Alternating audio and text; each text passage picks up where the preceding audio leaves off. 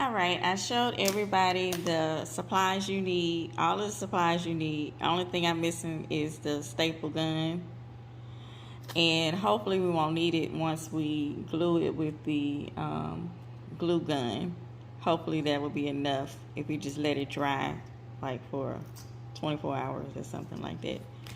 So what you need right now is the heat tape, the butcher paper,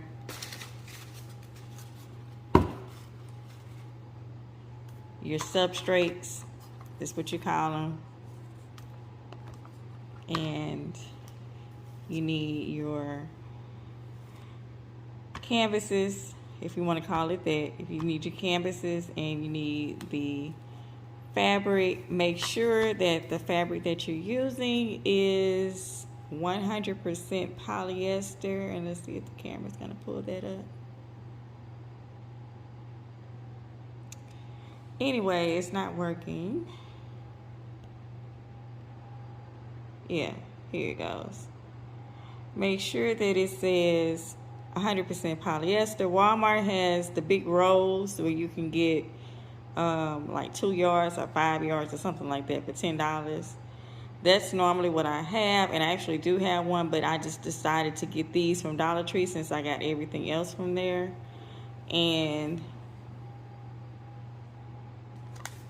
I got 2 of those because I actually have 2 of the 6x8s. That's what they say the measurements are on the package. But when you actually see, that's why you have to measure it. You can either use the fabric ruler like this, or you can use a normal ruler. Let me see if it makes a difference. Sometimes it makes a difference in the measurements. So let's see. See, yeah, it says 6x8. Yeah. Okay. See, sometimes the fabric ruler and this ruler gives different measurements. So when you do it with this ruler, let me zoom in.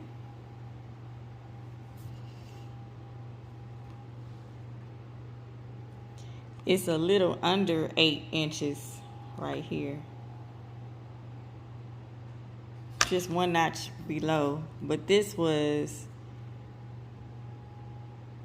like 1 notch below 6.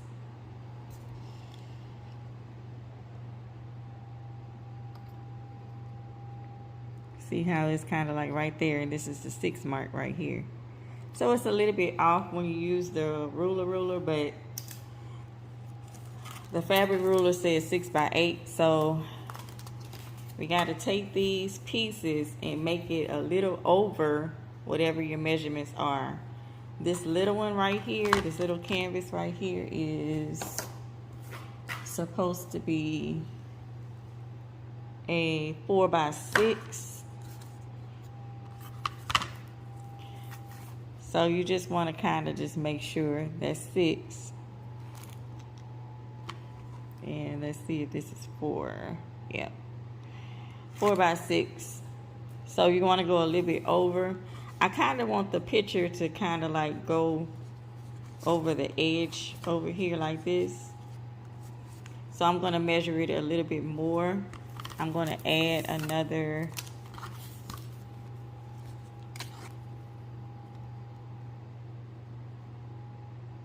½ inch.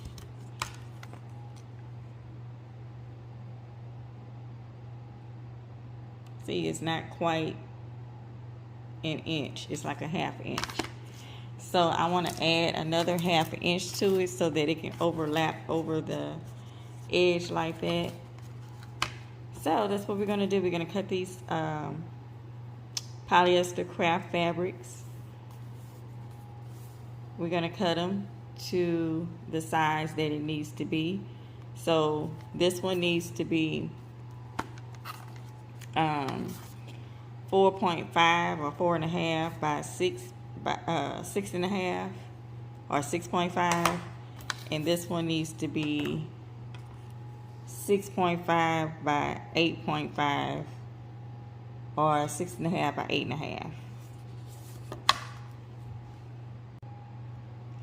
Okay, what I did was just measure an inch more rather than a half inch, because the half inch is going to fold and then the other half inch is going to be up under here, up under this part. So that's why I did an extra inch more. And so the thing about this fabric is you can draw on it and you can make your markings. So it makes it easier for you to cut. So you're going to cut your piece or pieces, however many you're doing.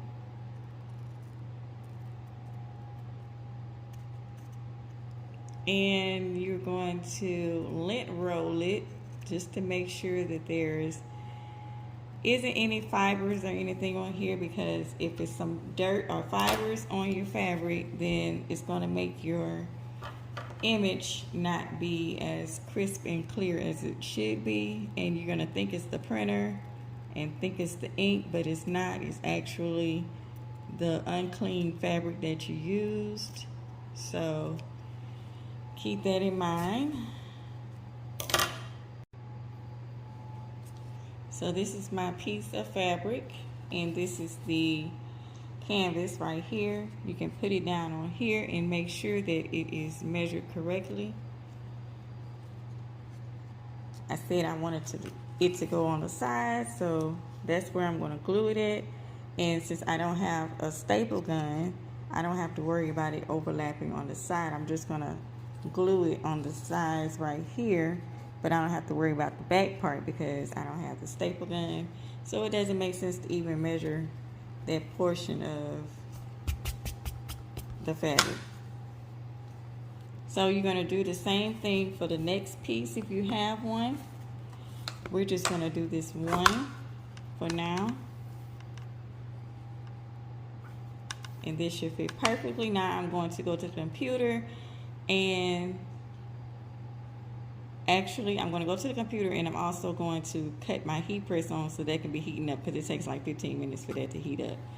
And so I'm going to press this fabric as well because it's got wrinkles and stuff in it. You want it to be as crisp and flat as possible. All right, here is the fun part where you get a chance to pick the design that you want to put on your canvas. I feel like I want to put something NFL related, so I want Saints Girl on there. This image. This is a JPEG image, so I feel like I want to put that on there. Right here, and I know that I'm not sharing my screen, so it's going to be a little bit smaller. I'm going to use my sawgrass for this one, simply because it's already going to mirror the image. It's already going to size everything, so it just makes it easier for me to demonstrate for you guys that way. So I already pulled up Creative Studio. That's Sawgrass's software that they use. And once you pull it up, you sign on and everything. It's a free. It's free to use just for basic stuff. If you wanted to like save your things and do a lot of extra other things, then that's when you will pay the monthly subscription. I think it's like $19.99 a month. But the free one just gives me the actual display of exactly what I want, and I can just print from there. It's no issues. I really don't need the subscription for it. But once you hit start creating, you're going to go to custom canvas, and this is where it says, please remember that a custom canvas cannot be saved. That's only if you have the Pro version, which I don't have, but that's fine. You're going to convert this to inches rather than millimeters, because it's not going to come out right. and then you're going to change the settings to, because it was originally the canvas is a 6x8. So what you're gonna do is do an inch more so that it can overlap like how it's supposed to. So you're gonna do 7x9. So you're gonna do the width is gonna be 7. The height is gonna be 9. And then you're gonna hit create. And once that's created, this is the actual size of the image. Of course, it's not the same as on a computer, but you see how it's a little bit longer. So this is 7 inches and this is 9 inches right here. So we want to make sure that everything is converted to inches. And what you're going to do is pull up an image, that image that you just had, by hitting images. And then you're going to hit upload image right here and then upload. And it's going to bring you to the screen to be able to pull up your image. My image is saved in my files. So what I'm going to do is go to that. And the Steelers girl image was the one that I had. So let me find the Steelers. I mean, not the Steelers girl, the Saints girl. Woo! Sorry, Saints. Alrighty. So there's my image right here. And then I'm going to hit save. When it says it doesn't save the image, it means it doesn't save your finished product, but it's actually going to save it in your archives right here so that you can be able to pull it up at a later date. So that's what it means when it says it's not going to save. So you're going to click the image and it's going to go in your display right here. So this is how the image will look without resizing it or anything. And this is how you drag it to make it fit that whole thing. Now, depending on your image, it can kind of distort it a little bit. So be mindful of that whenever you're trying to size the image, because it was a small image. When you try to resize it, sometimes it can make it a little blurry. So be mindful of that. This looks fine to me.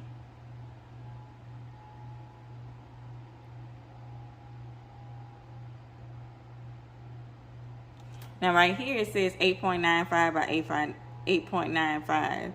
That is fine because it's including all of this white area right here. So that's the reason why it's saying that. So I'm not worried about that. So you're going to, once the image is fine in the way you want it, you're going to hit print over here. And it's already selected to mirror. That's the thing about the Sawgrass printers. You know, they're already sublimation ready. So you don't have to worry about, did I mirror the image? Did I, make sure everything is okay? Because it's already pre-done like that because it is a sublimation printer. So you're going to, they show you a preview of what your image is going to look like. You're going to change the product to polyester because it's going to be a polyester. It's not a metal. It's automatically defaults to metal for whatever reason. But you're going to change that to polyester because everything else I leave as is. I don't change. And then I hit print. Some paper should be already in here. And so we're just going to wait on the printer. Print has successfully queued. And then the thing about this software, there's another thing that pops up, that will pop up, and that's the printer settings. You want to make sure that when it pops up that it's still set to polyester, and then you're going to hit print again. So it gives you plenty of opportunities if you made a mistake to go back and change whatever you need to be changed. And see, this popped up again, and you just click it.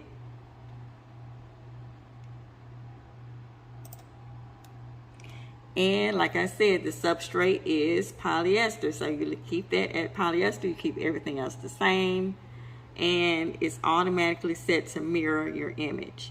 It's going to be printing on the Sawgrass SG500. And see, they give you a preview of what it is, and actually it's mirrored. And that's the way it's supposed to be. And so now you're going to hit print again. And then you're going to wait on the printer to do what it got to do. If you want to know more about the sublimation side of it, like what printers to use, what paper to use, what ink to use, and stuff like that, I can do a separate video on that, but you got to let me know that you want to see it.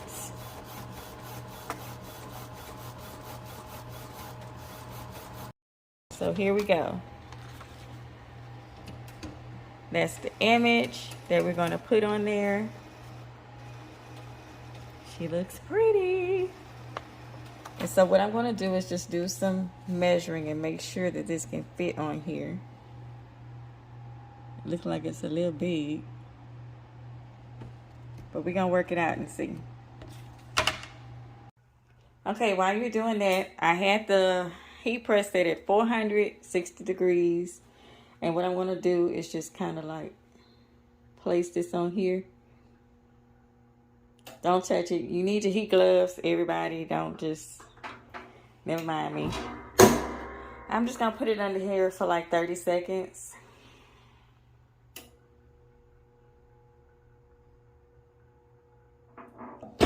Or less. It really doesn't take that long. And all I needed to do was kind of like take those wrinkles out. See how the wrinkles are out now.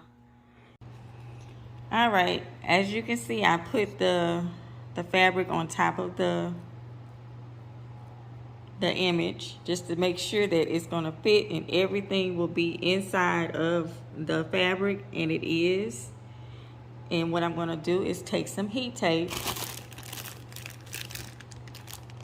Doesn't matter what kind. Cricut has their blue heat tape, and we got the regular ones that everybody gets from Amazon. Either one will work. And you're just going to tape it around the four corners of it so it won't slide or anything. And see, I just taped all four corners so it won't go anywhere and shift and everything. So while I go take this to the heat press, I'm going to go ahead and take my glue gun and start heat and plug it up and let that heat up. I got this from Hobby Lobby or either Joann's for $3.99. Just a simple heat gun. You don't need no special stuff. So I'm just going to let this preheat.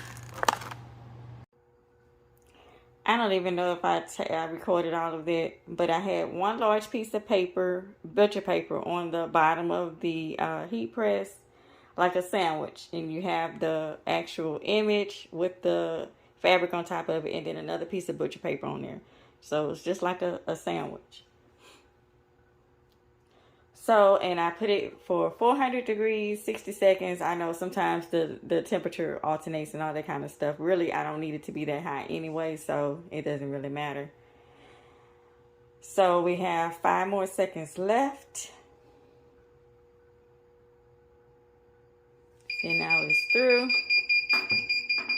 Lift it up.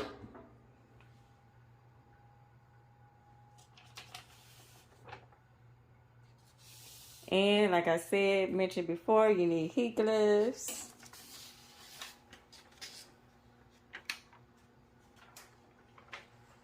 So I'm going to take this piece of paper with the image on there.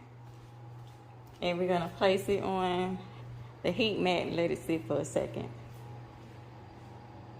Here are the gloves right here. You really need the gloves. Sometimes you do, sometimes you don't. That was the image. It's not no longer hot. Ooh, look at that ink release.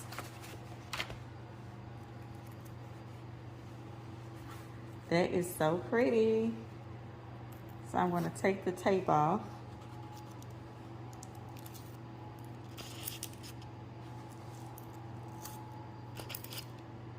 Some people think that they can just redo, do another image off that ink, I wouldn't do it.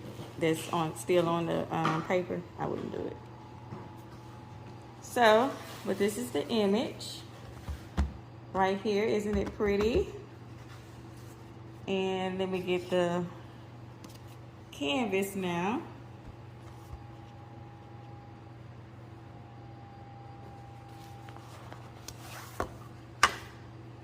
And it's a little bit bigger than the canvas, so I'm gonna make it as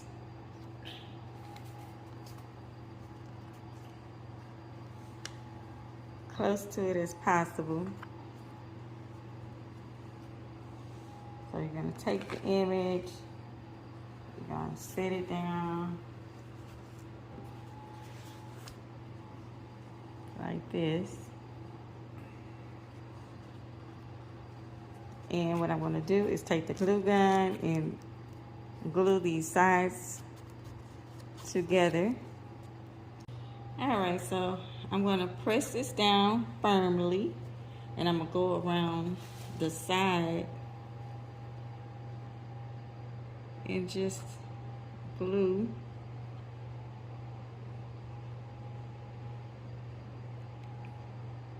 some little dots around the side.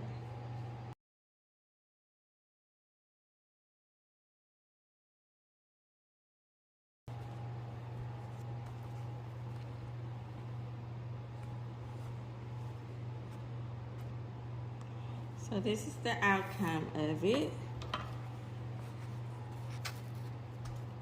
You can cut those edges off like I said.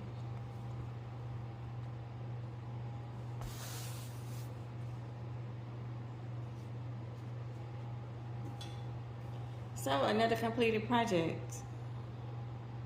Thanks for watching All Things Crafty Academy.